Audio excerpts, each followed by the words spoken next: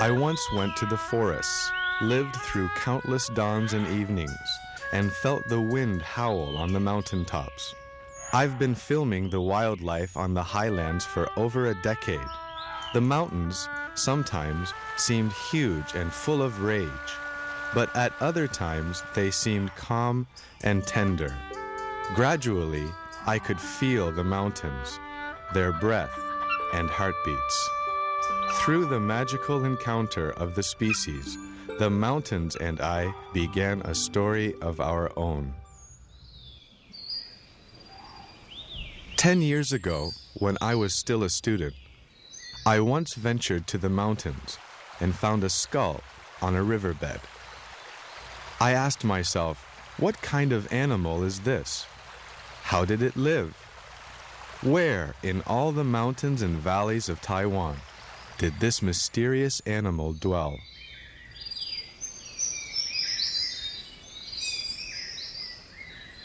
After hiking and trekking in the mountains for years, I finally had the confidence in my ability to survive in the wild. It was also because I frequently traveled through the tribes and villages and acquired much knowledge of the animals from the tribal elders. I decided that I was ready to take on the challenge of filming the wild mammals in the forests.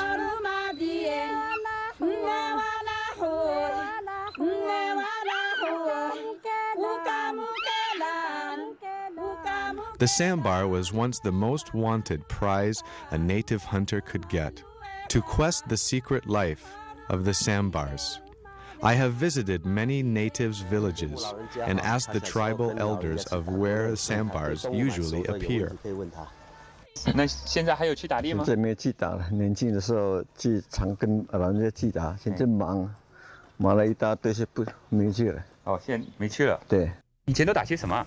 山猪、山羊还有八达。八达是就是山枪啊。哦，以前有打到山枪嘛。山枪也有，有水鹿吗？有，对面就有了，以前对面是树林啊。这边就有了。对。从哪来啊？可能是从奇兰下来。从奇兰那边下来的。以前那个还没开路的时候，很多啊。很多以前。那现在呢？现在还有动物吗？因为有路了，所以没有，这没有了。道路开了，对，就比较没有了。对。那还有水鹿吗？现在？不来，那个玻璃要不来。不来。就是花莲七台山能高后面那边可能才有了。花莲那边还有。对，还多吗？ The sambar was once an important resource that the Taiwanese Aborigines depended on for their livelihood. 50 years ago, the sambar's footprints could be seen everywhere near the villages. But now the ancient forest is nothing more than a farmland. To find the sambar in hills now is virtually impossible.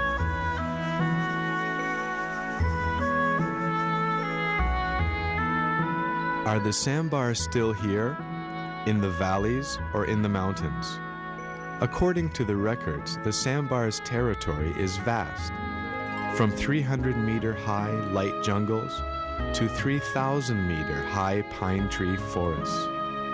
But now, humans have slowly infilled into their areas, so the sambars have had to retreat to higher mountains. The most common places for sambars to live are mountain regions of 2,500 meters.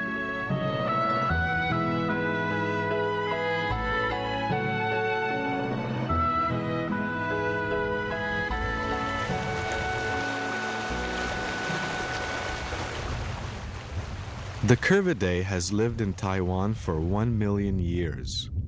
In Taiwan, there are 10 kinds of deer fossils, but now there are only 3 kinds of species left. The Formosan sika deer, Formosan sambar, and the Formosan Reeves muntjac. The sika deer live in the lowlands. Desire for their beautiful furs and antlers have left them hunted for export for over 300 years. Without a doubt, they suffered.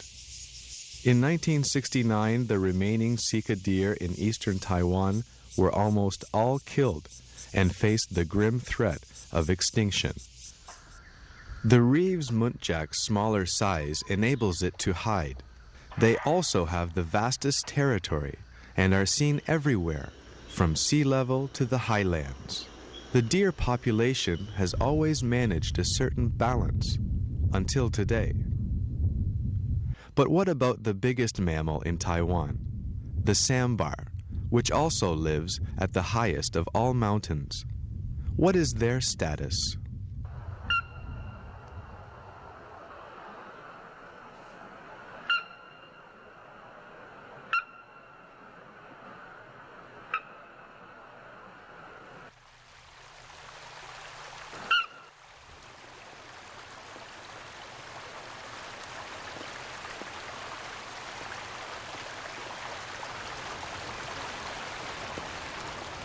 人们常说，路是由人所走出来的，但是这条明显的步道却不是由人所走出来的，而是由水鹿所走出来的。在这片铁山林下，充满了许多水鹿活动后所留下来的痕迹，纵横的兽径，被啃食的稀稀疏疏的箭竹，以及成堆的排遗。它们也常常在这里泥浴或者是打滚。我们留意这水池的边缘，可以看到水鹿挖掘、踩踏后所留下来的蹄印。让我们想象一个画面：一只公水鹿起身，走到这里，然后跪卧下来，朝身旁这个铁山磨脚，留下这一道一道又一道的磕痕。令人玩味的是，这一块高密度的水鹿活动区域，离我们登山时行经过往的避难小屋，相距竟然只有咫尺之遥。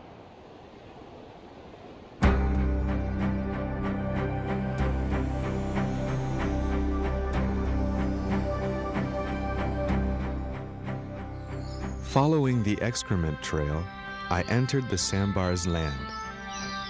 Fascinated, I started my incredible journey with the sambars for 8 years. It finally appeared in front of me after a long wait, with its strong back muscles and sky-high antlers. Its awesome behavior and gestures clearly showed that it truly was the king of the mountains. The male sambar's antlers dislodge and fall off once a year. In mid-spring, when the mountain snow has not yet fully melted, the short, furry antlers have already sprouted anew. They grow very fast, and the hairy skin begins to shed. By May or June, when the rhododendron blossom, the antlers are fully grown. However, we can still see some hairy skin not still attached. Going from no antlers to full antlers usually takes about 3 to 4 months. During this time, the male sambar is in its most stable temper. The body of the sambar is strong and elegant. A fully grown male sambar can weigh up to 200 kilograms. On the other hand, a female sambar is smaller. Of the 5 largest kinds of sambars in the world, the Formosan sambar is the smallest of its species, but it's still the biggest mammal in Taiwan. According to Darwin's views on evolution, every kind of animal today has its corresponding way of living. Maybe if we can use the information we already have and boldly assume the sambar's behavior, we may then confirm it by long-term observation in the wild. There are 2 big ears on the sides of a sambar's head. Its other surrounding detector is its ultra-sensitive nose. It is still able to sniff the faintest of scents from far away. The sambar's eyes are on the sides of its head. It can see its surroundings with a sight angle of about 300 degrees. Its rectangular-shaped pupils enable it to see the entire horizon. When it dips its head, its eyes are still able to look up with a large degree. It keeps its vision the same way it is while standing, so as to be in a constant state of awareness. A pair of preorbital glands as big as the eye sockets will open and give out a gas when threatened. These also work as markers of their territory. The high mountains of Taiwan are very treacherous, but the sambar's muscular legs and big hooves still allow it to cope with the difficult terrain quite handily. Although not quite as agile as goats, it still manages an acute nimbleness when treading on rocky surfaces with ease. The sambar walks firmly step by step. One front leg rises up. Then the hoof stamps into the dirt at a 45-degree angle. When it finds its footing, the foot steps down fully. Then it takes a next step. This is because its legs have to support the entire weight of its heavy body, so it needs to be very cautious while walking. Most of the high mountains in Taiwan are young, and the river valleys are steep.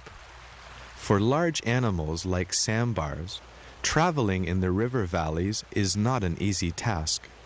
But we often see sambars strolling along wider sections of streams with relative ease, enjoying the sun and the cool water. But compared to the riverbeds with myriad small pebbles, sambars seem to still prefer the muddy riverbanks. These ponds are just like the sambar's natural bathtubs. They love to play and roll in the mud. In the meantime, it also helps them get rid of unwanted pests. At 3,000 meters above sea level on the expressionless highlands, what kind of plant can provide abundant herds? The answer lies in the dwarf bamboo that carpets the mountains. The dwarf bamboo is a member of the grass family and is also the most commonly seen plant in the central mountains of Taiwan. Occasionally, sambars will also eat the Taiwan red pine. When winter approaches, the dwarf bamboo turns into no more than rotten and dead leaves. The sambars will turn more to red, hairy rhododendron. To get enough nourishment to support its large body, the sambar's most important work is to eat all day. When eating grass, a sambar will first tear it in half, grind it to a pulp, then swallow it. The plant is hard to digest because of its high fiber content, so the sambar needs a long time to ruminate. If we closely watch the sambar's neck, we can see the vibration caused by the food coming from the stomach back to the mouth. On these highlands, apart from human interference, the sambar has virtually no predators. But the sudden change of weather, however, may be potentially even more harmful. A strong cold front in late March covers the entire mountain with a blazing snowstorm.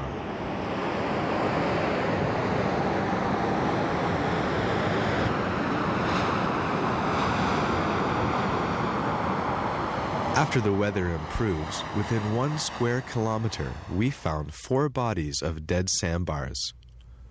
Were those sambars frozen to death due to a sudden temperature drop? Or did they die of other causes? The sambars continue to be one of the wood's greatest mysteries and continue to call me into their footsteps. The sambar has always been an elegant creature, and by no means should it be perceived as a dim-witted animal.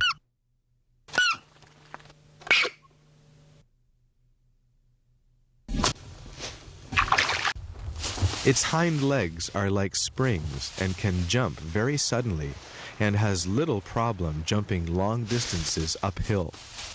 This enables it to escape from danger into the deep forests faster. When a sambar is threatened or in danger, it will nearly always make for the lush green forest. The sambar's brownish fur makes an ideal camouflage as it disappears into a sea of leaves.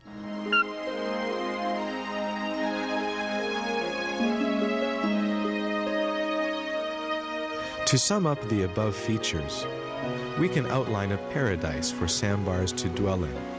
There should be gentle slopes of grass with strips of forest and scattered ponds and lakes. A slow stream would make it even better. This is just the classic habitat for sambars. By building this sample, we are able to do long-term and stationary observation. Therefore, I entered the world of sambars and became enthralled in recording a day of the sambar.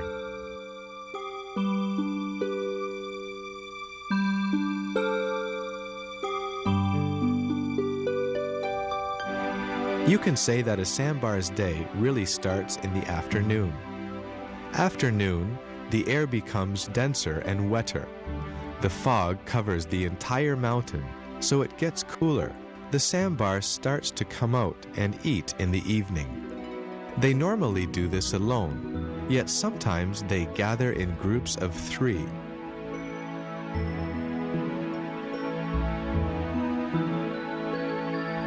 Slowly, the mountains and valleys dissolve into darkness.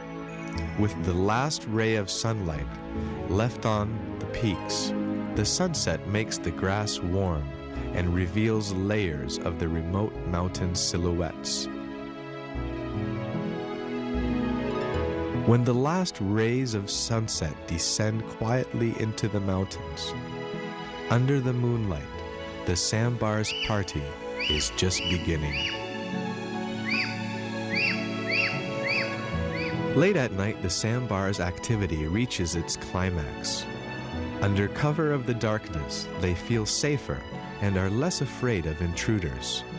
Slowly, we approach them, and sometimes they dare to venture out to us in front of our cameras.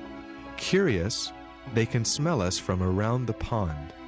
If we camp in the way of their paths or block their roads by accident, they will also stamp their feet around our tent or howl as if trying to shoo us away.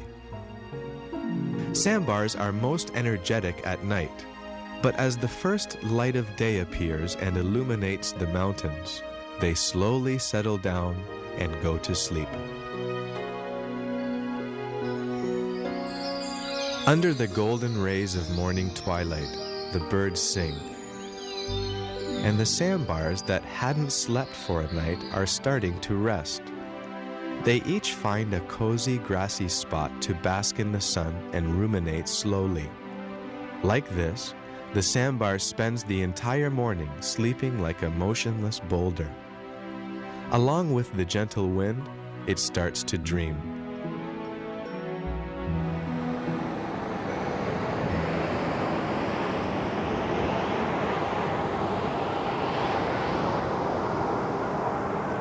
According to field observations, the male sambars use their antlers mostly for competing with fellow sambars, as well as defending themselves against predators.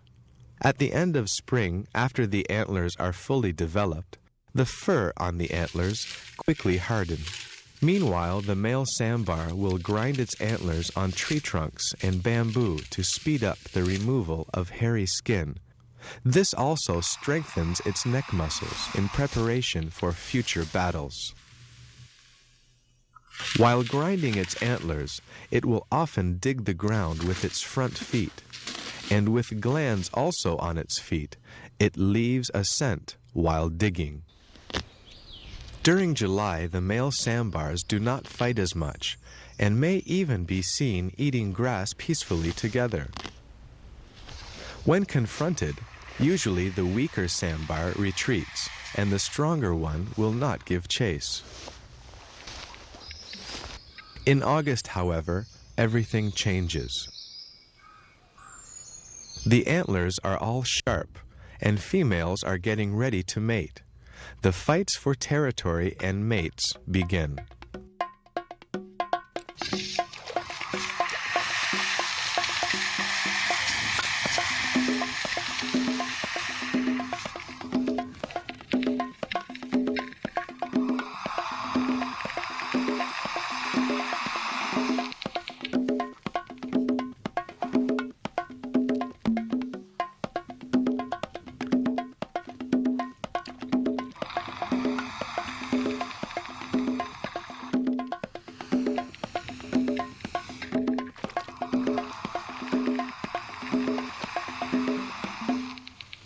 The stronger ones chase away the weak, and hence urinate on their faces.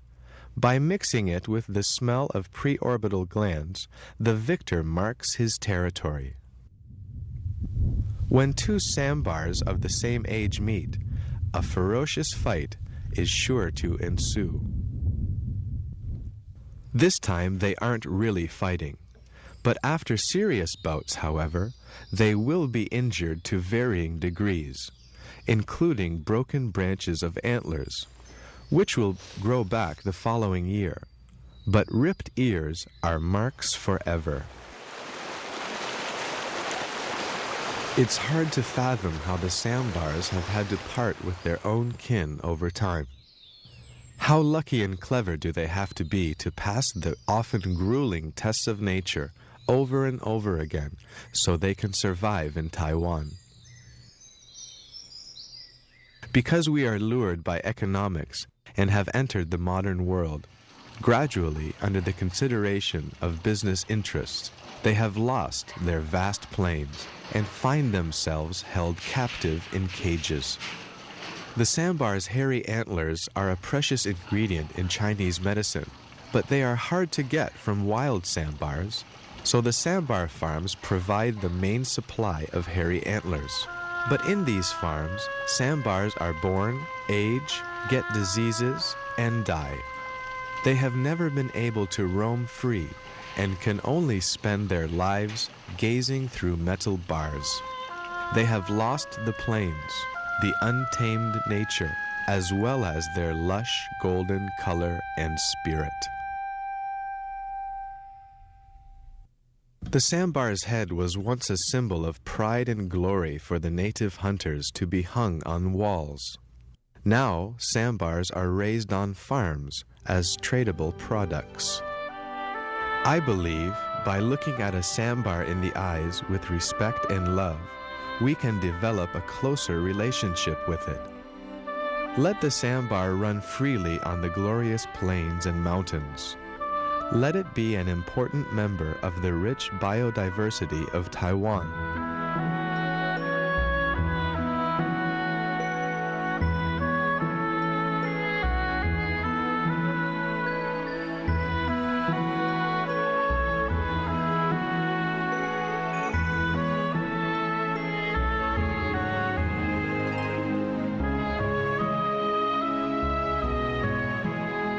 The herbivore sambar has never interfered with our existence, but instead lives leisurely on the mountains.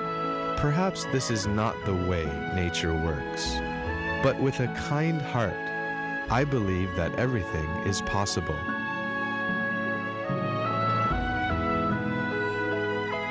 From pursuing the sambar to living in peace with it, I do believe every change lies in our mind.